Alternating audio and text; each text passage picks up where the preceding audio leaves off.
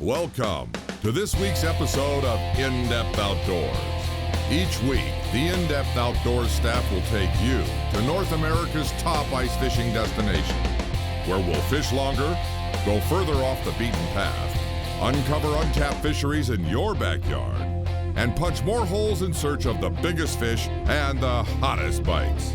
We'll share time-proven tips, introduce new lures and cutting-edge fish-catching techniques. We'll shine the spotlight on overlooked bodies of water and open eyes to underutilized species that feed aggressively and fight hard under the ice.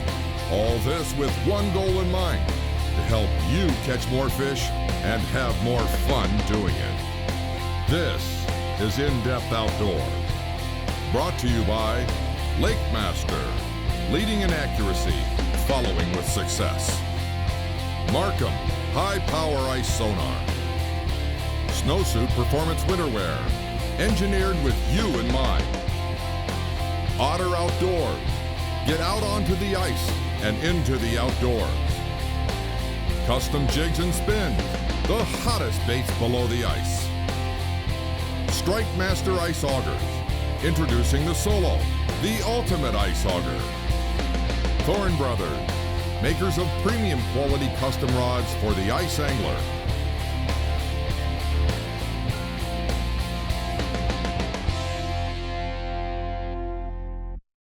On today's episode of In-Depth Outdoors, we're headed to Rainy Lake in northern Minnesota to fish with good friend Chris Gronrud. As always seems to be the case when we come to this body of water in the winter, we're faced with bitterly cold temps and a storm front looming on the horizon.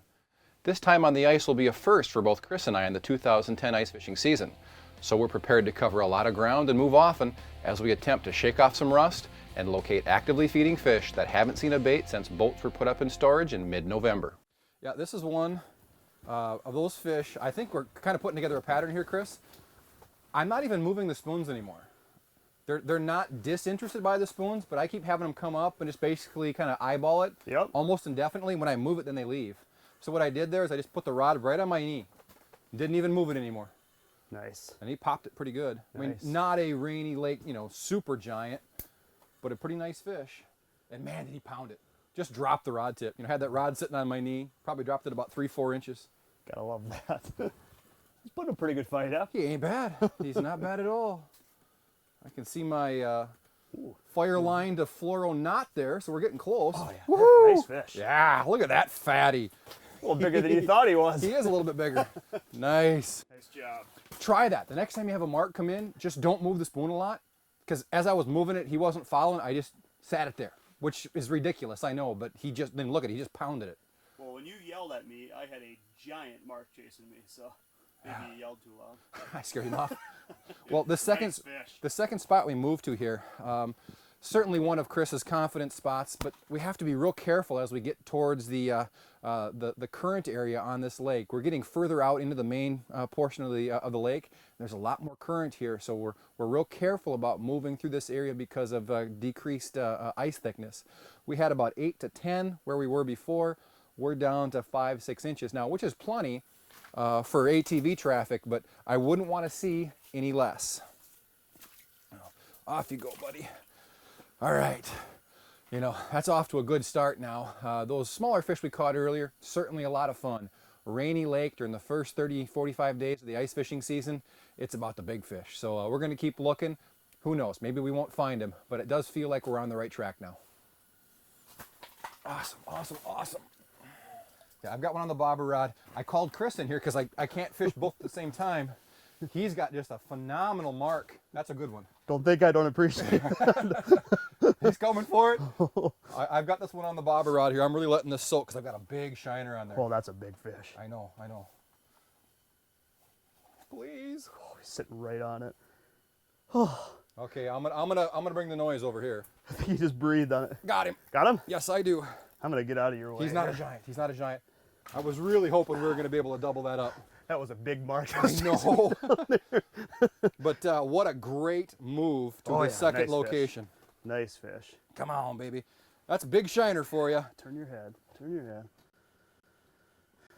I'm starting to remember something. Yeah, but you don't have to go into your armpit this time because the ice is only 6-8 inches deep. We don't have as much ice, I know that. Man, is this a big fish. Can you see him? Oh, his head's just sitting down the bottom of the hole, buddy. Boy, that's a monster walleye.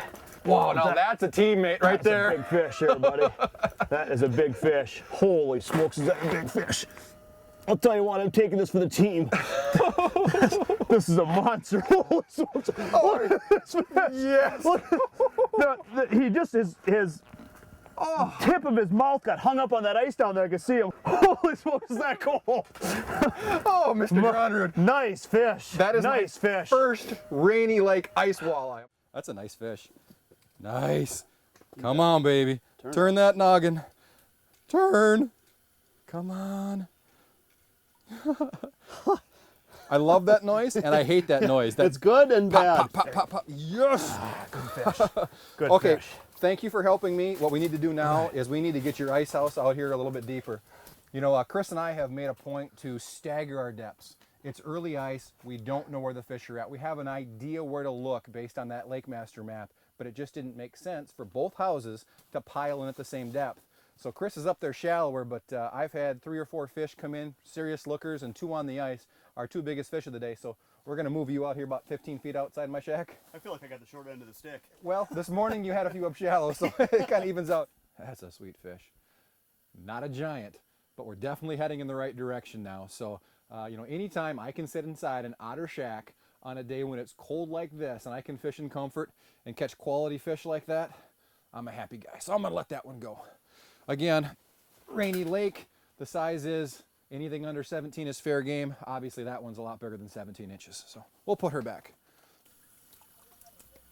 All right.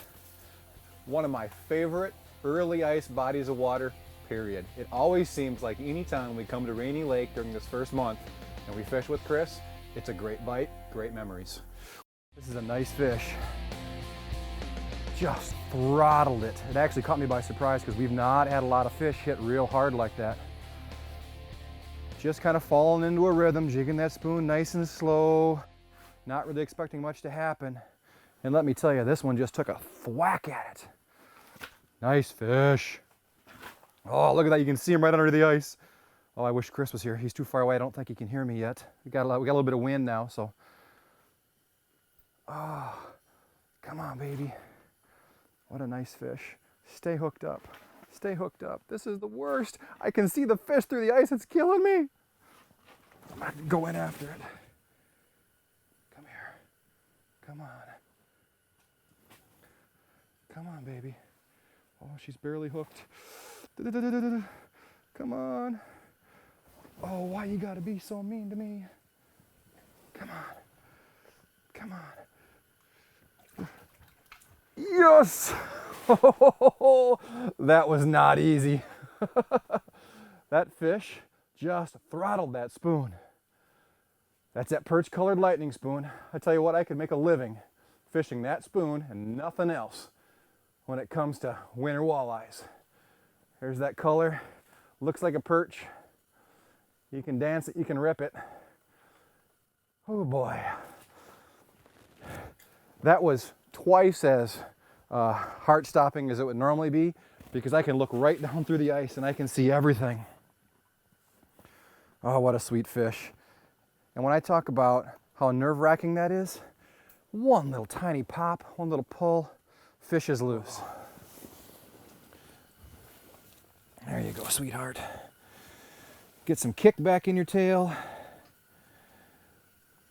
Yeah, she's about ready. You know, when it's cold like this, oxygen levels are real high.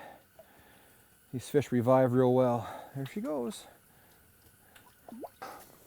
But we're kind of coming into prime time here. We got some clouds coming in.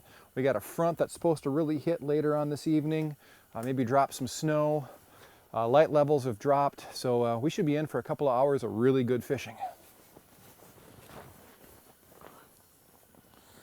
Well, I just had that other fish on the bobber. Not long after, got popped again. This is a good bite. One of those just pop, and it just sat it under the water.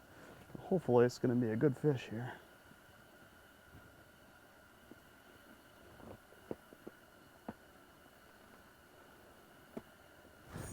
There he is. Yeah, that's a nice fish.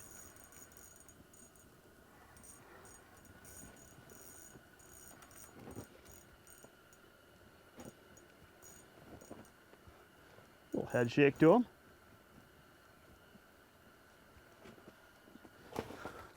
Well, apparently I am on the 15-inch patrol here. And look how he took that shiner.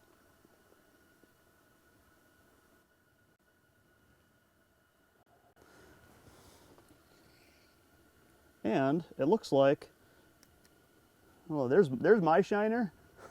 Looks like he's got somebody else's too. I think this one here, going in the frying pan here. 15 inches, perfect to eat.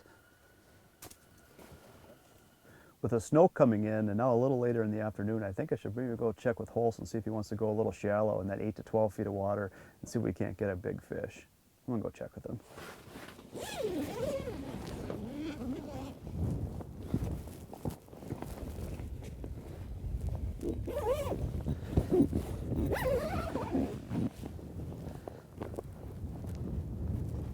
Hey Holst, what do you suppose the last couple hours a day here we try something shallow? That sounds like a plan. Things kind of slowed down for me. Yeah, I think we might have a chance of getting a big one here before dark here up shallow. So Now you're talking my tune. Where are we going? well, I could tell you, but how about you just try to keep up and I'll show you. Well, you know, the thing about trying to follow somebody in the snow is I can always follow your tracks. Even if you get out ahead of me, I can still find you. Better stay close, it's starting to snow pretty hard. All right, let's see who can pack up the quickest. All right, sounds good. Well, the answer to the question, who can pack up quicker, that'd be me. Chris is still working. Of course, if I was honest with you, he did have a couple tip-ups to pick up on the far side of the house. But while we're waiting, one of the things I want to show here is the monster box we have on the ATV. I've always been a snowmobile guy, running around out here on the lakes, and one of the things I wanted to do this year was have some better equipment so we could get out early ice. No snow means snowmobile travel early in the season is real tough, so the ATV was important to be able to fish the entire season. And when I first saw the Otter Monster Box, I knew that Otter had a winner here. Mounts to the back of your ATV, and what really makes it cool is it's a modular system. They've got little attachment points around the box. I've got the rod case on this side, the auger carrier on the other, but really you can mix and match as you see fit. They make a bucket holder for it, gas and water tanks, so you can really trick out your Otter Monster Box the way you want to see it. And of course, the interior space on the Otter Box, this is the medium, 20 square feet. That's where the flashers and the cameras and all that real important equipment goes that you don't want bouncing around there in the Otter tub. So we've got a suspension on the ATV. This is where all the high price stuff goes. So if you're an ATV guy out there on the ice, you might want to check out the Monster Box.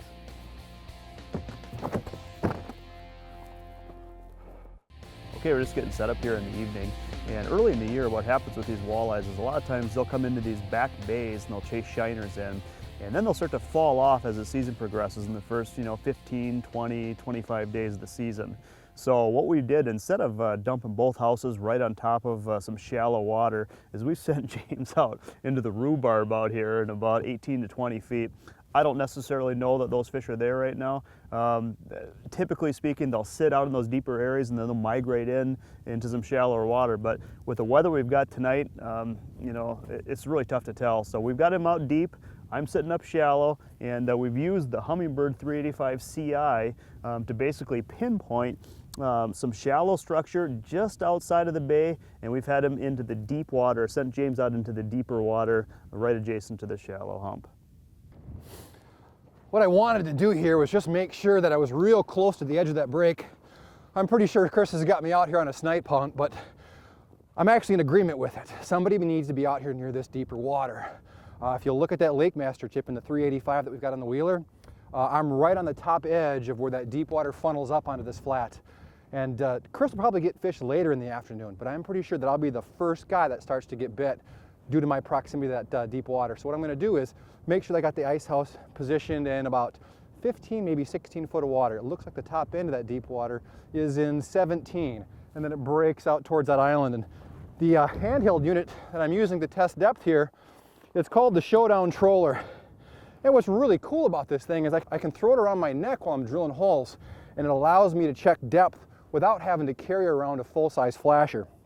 And just because it's a handheld, I don't want somebody to think that it's not a real quality unit. 2-inch target separation, it'll do more than just show depth. It'll actually show your jig, it'll show bait fish, it'll show bottom composition. And what really sets it apart is it runs off of AA batteries. I've got 4,000 watts of power coming out of this little boy, so I can check through the hole like I've done here, or I'm just going to use some of the water that the auger kicked up out of the hole, and it'll show me the depth as well. There you see it, almost 16 foot. So what a time saver. A guy can come out here with this small troller powered by 6 AA batteries, bring a little water with him. I punched some holes because I was pretty sure I was in the right area. Throw a little water down on the ice. If you don't want to punch the holes, it'll shoot right through and it'll show you exactly what you need to see. So this is the future of ice fishing right here. Handheld, powerful, high performance showdown troller. Okay, Chris, if you can get that bobber, what's going on here is it's a big fish and it got into that bobber right away. I actually had a fish on that bobber earlier. It got off. I don't know if this is the same fish or not. Just throw it outside. Yeah. This is a big fish. You are tangled in it, so we're just going to have to deal with it. Well, I'll tell you what. Hook him with that other jig, will you? Well, you can help. Do I get some sort of credit Yeah. for? Yeah, you're kind of looped around there, so. Well, if you just play babysitter with that would be awesome. You got Boy, talk about a plan that just come together. You know, it took a little time, found that little bit deeper water shown on the Lake Master. When I dropped that transducer in on that LX5, I had a big mark down there, and I couldn't get my baits ready fast enough. I'm thinking it's a great big pike, Chris. I really don't care. Big pike, big walleye, it don't matter. It's fighting like a dolphin. I know. I mean, I go to back real quick, and this thing just floored me. I about had my handle up in the water. It pulled so hard before I could get to back reel. If it's a walleye, she's a 10-pound fish. I mean, she's just a giant. Got any look at it at all? No. Oh boy. Did you see it? No, I'm just looking at your rod. I know. Please line, please hold. Do I need to grab your legs? Not yet. If it pulls me through an 8-inch hole, just let me go, okay? I'm like a telephone pole at the other side. So I sent you out in the rhubarb here. Apparently I should be out the rhubarb. Dude, this is my third fish. The first two were small. The first two were small walleyes. And like I said, I saw a great big mark as soon as I got the transducer in the water, and I didn't have a bait to give to him yet. Just getting rods ready. My goodness, does he not want to come to the hole? No, we're at a standoff here. If this is a walleye, man, this is record breaker, world class here. Yeah, I mean, this is exactly where the fish should be. You look at that Lake Master chip, those holes I punched, just finding this little spot, and I know you're going to get fish later on. The last couple fish of the day kind of deal. Oh, please. I just hate to get into your line there. I I'd can see hate the for other you to do it piece there, too. but Oh man. oh my goodness. And I've got a floral leader on here too, which in this is a little bit more stained water. Did you notice that? Yes. I probably don't need it. But of course, if it's a pike's tooth on Fireline is the same as pike's tooth on fluorocarbon, to be honest with you, when it's 6-pound test. It really Are you going to be doesn't mad matter. if I cut the wrong line? I would be really upset with you. You would be off my Christmas list. Good job. Nice. We got to be getting close. This fish come in. These fish are so much more aggressive than those deep fish, Chris. No! No! No! It was a giant pike. Just a giant pike. Great big monster. Ugh. Well, keep fishing. Ah! Just a giant. Do you see the head on that? I know. Oh my. Win some, you lose some. Oh, that was a big fish. Hey. Ah. Well, here you go. Thanks. Thanks, buddy. I really appreciate it. Well, I can't be too disappointed. I've only been here 15 minutes, 3 fish, 2 smaller walleyes, and that big monster pike. I got a feeling this is going to be a good afternoon. I have a predicament here. I've got a fish on the bobber rod, bobber's down. I've got a fish over here on the spoon rod. The bobber rod's going fast. I got him. I'm going to give up on the spoon rod fish. I tell you what, I made the right move. I haven't heard any hollering or screaming from Chris's house, so I haven't, oh, I got my other line. Come on, baby. Where are you at? There you are. Aha! Not a giant by any means, but definitely a nice little fish. If we were keeping fish this late in the day, that would definitely be an eater. I'm gonna put him down this hole. He got my other line over here. Whew. I'm gonna have to pop the heater back on. It's getting chilly.